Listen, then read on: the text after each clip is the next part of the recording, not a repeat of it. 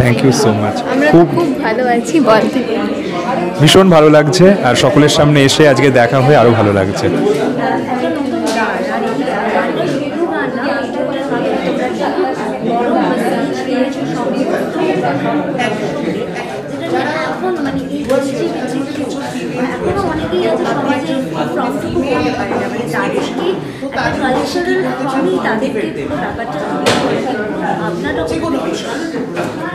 আসলে যখন গানটা নিয়ে আমরা ডিসাইড করলাম যে কাজটা করব, তখনই আমার মনে হলো যে এবার প্রেম নিয়ে যখন একটা কাজ করব, প্রেম নিয়ে প্রচুর কাজ হয়ে এসেছে বিগত বহু বছর ধরে। যতদিন ভিডিও ফর্মে আমরা এন্টারটেনমেন্টকে পেয়েছি, বহু বছর ধরে প্রেমকে নিয়ে প্রচুর সিনেমা কাজ হয়ে উঠেছে। তো আমি চেয়েছিলাম যে কোনো রকম স্টিরিওটিপিক্যাল কাজ করব না, যেরকম হিরো হিরোইন কনভেনশনাল স্টোরি থাকে সেরকম করব না, নতুন কি হতে পারে। তো সেইটা ভাবতেই এই প্ল্যানটা আর কি মাথায় আসে।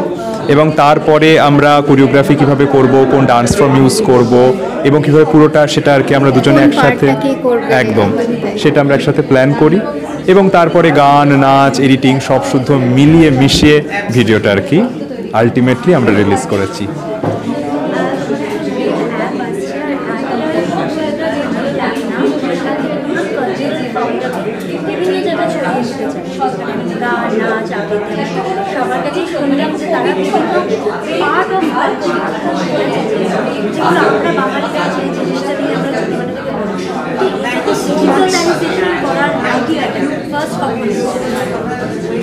এটা বেসিক্যালি এসেছিল প্রায় 2.5 বছর আগে।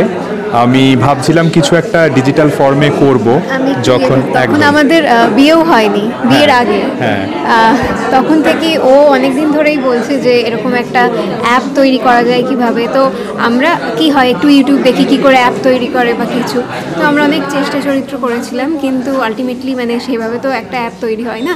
তো তারপরে ওর অনেক দিনের পর দিনের পরিশ্রম, চিন্তা ভাবনা সব কিছু মিশে রয়েছে। এবং শুধু আমার নয়, ওরও প্রচুর ডেডিকেশন। শুধু ওর নয়, আমাদের সঙ্গে একটা খুব টিম রয়েছে যেটাকে আমরা মঞ্চ পরিবার বলি। সেই সমস্ত পরিবারের সমস্ত মানুষ একসাথে কাজকর্ম করছি, এবং আশা করি সমস্ত মানুষের ভীষণ ভালো লাগবে।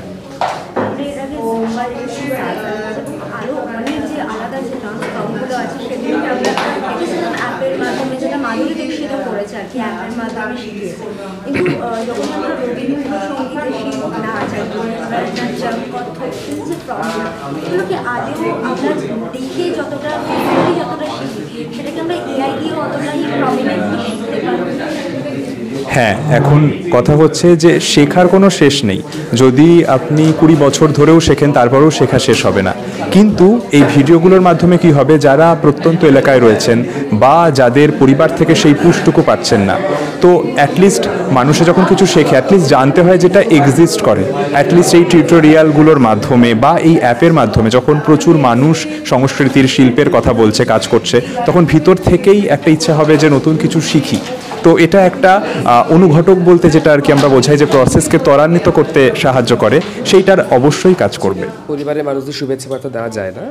আর সব থেকে বড় কথা, যারা হচ্ছেন আমার এই পুরো ব্যাপারটার এই মঞ্চের যারা অ্যাকচুয়ালি কর্ণধার এবং সমস্ত যে কলাকুশলীরা রয়েছেন, তারা সবাই নিজের, এবং সেই জন্য শুভেচ্ছা দিলে চলবে না। আমিও তার মধ্যে একটা এমন অন্যতম জায়গায় চলে যাচ্ছি আস্তে আস্তে, আমি এতটাই বেশি হিপনোটাইজ হয়ে যাচ্ছি আর কি শিল্পী হিসেবে। সো আমার শুভেচ্ছা মাত্র, ভালোবাসা তো অলওয়েজ থাকবে, এটাই স্বাভাবিক।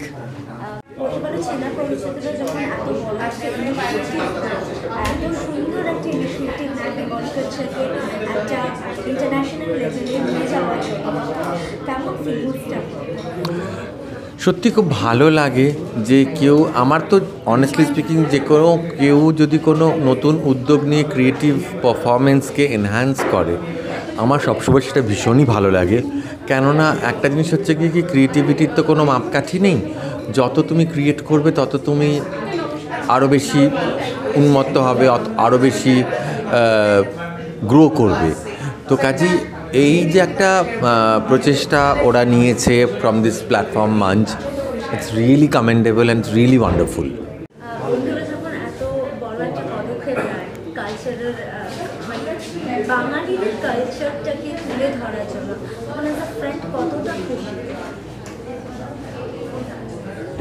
যদি সেটা বলে বোঝানো যাবে, আমার মনে হয় সেই এক্সপ্লেনেশনটাকে যদি আমি বলে দিই আর কি, সেই ফিলিংসটাকে মনে কমানো হবে আর কি। তো কোনো ওয়ার্ড আমার কাছে এই মুহূর্তে যথোপযুক্ত মনে হচ্ছে না যে অ্যাপ্লাই করা যাবে সেটার জন্য।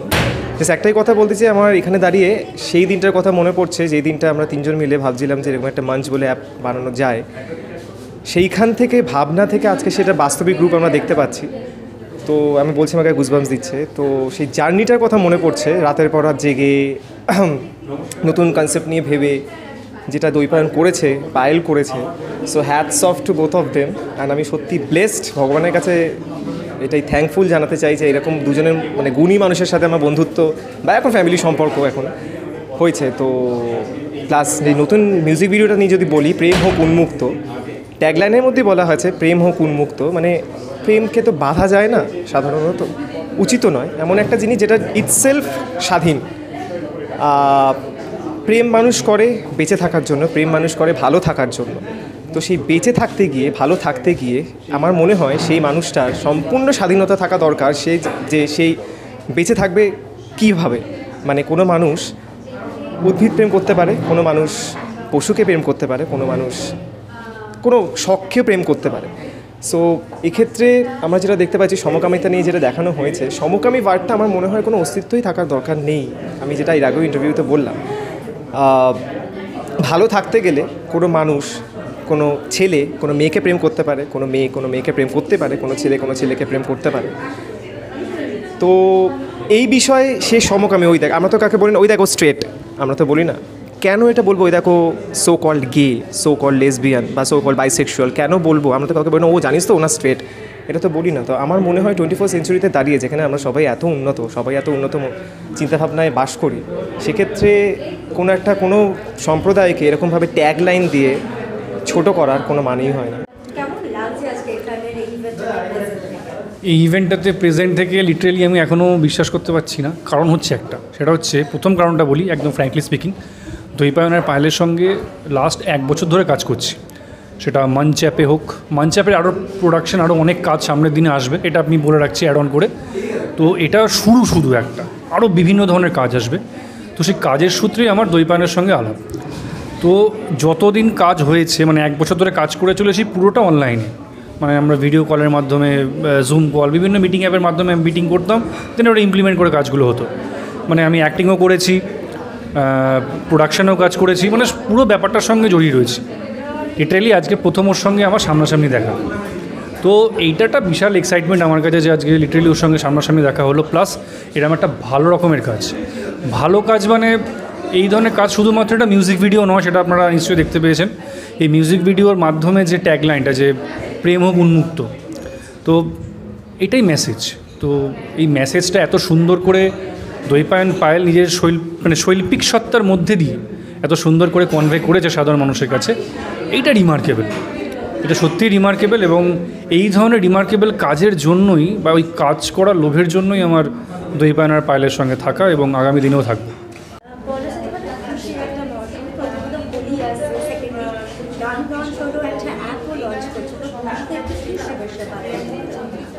হ্যাঁ, বসন্ত আসছে, অ্যান্ড বসন্ত মানে আমাদের মনে রং।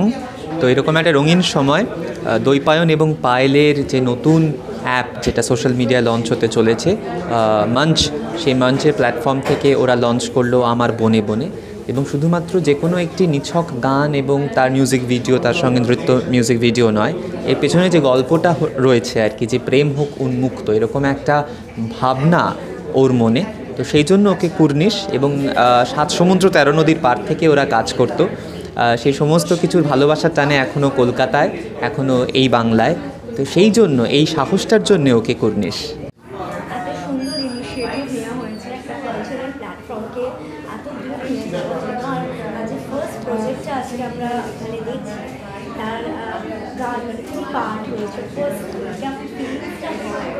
দেখো, গান মানে যারা শিল্পের সঙ্গে যুক্ত, তাদের সেটা যে কোনো কাজ হতে পারে, গান, আঁকা, নাচ, অভিনয়, যে কোনো কাজ, সেটার সঙ্গে যারা সেগুলো ভালোবাসে করতে বা দেখতে, তাদের এইগুলোর সঙ্গে থাকতেই সবসময় ইচ্ছে করে।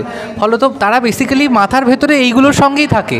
মানে আমি বলছি, আমি জানি না এটা অনেকের কাছেই হয়তো খুব পরিচিত একটা সেন্টেন্স হবে, যে আমি ঘুম থেকে উঠে ভাবি যে আচ্ছা মানে এইভাবে এই গানটা যদি করা যায়, ওই গানটা যদি এইভাবে করা যায়, I am continuously thinking about this kind of things.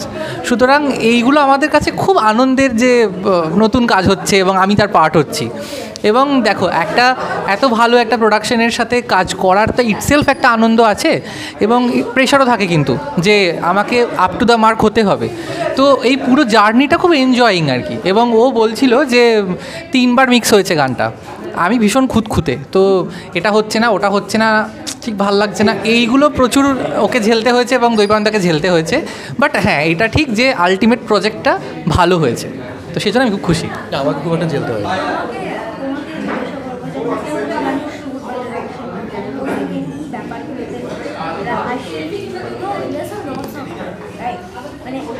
কথাকে কিভাবে সুর দিয়ে আমরা বোঝাবো, সেই জায়গাটা দাঁড়িয়ে এটা রবীন্দ্রনাথকে জিজ্ঞেস করলে সব থেকে ভালো হতো, কারণ এটা আমার লেখা নয়, এটা রবীন্দ্রনাথের লেখা কম্পোজিশন, এবং দুটোই রবীন্দ্রনাথের। এটা একটা রবীন্দ্রসঙ্গীত। গানটির মিউজিক ডিরেকশন করেছি আমি, অর্থাৎ অ্যারেঞ্জমেন্ট করেছি আমি। পুরো গানটি নতুন করে ডিজাইন করা, একটা গানকে এই জেনারেশনের যেটা অ্যাকসেপ্ট করতে পারবে সেইভাবে ডিজাইনটা করেছি আমি, এবং অঙ্কন গেয়েছে সেটা, যেটাকে আমরা মিউজিক বলি, গানের মিউজিক, সেটা আমি করেছি। আর মিক্স, তারপর অলরেডি ও তো বললো 3বার মিক্স হয়ে গেছে। মিক্স হয়ে গেছে অ্যাকোস্টিক দীপঙ্কর। ওকে, ওর নাম দীপঙ্কর রয়, বাট ওকে সকলে অ্যাকোস্টিক দীপঙ্কর বলেই জানে। খুব ভালো গায় ও, এবং খুব ভালো মিক্স করে। হ্যাঁ।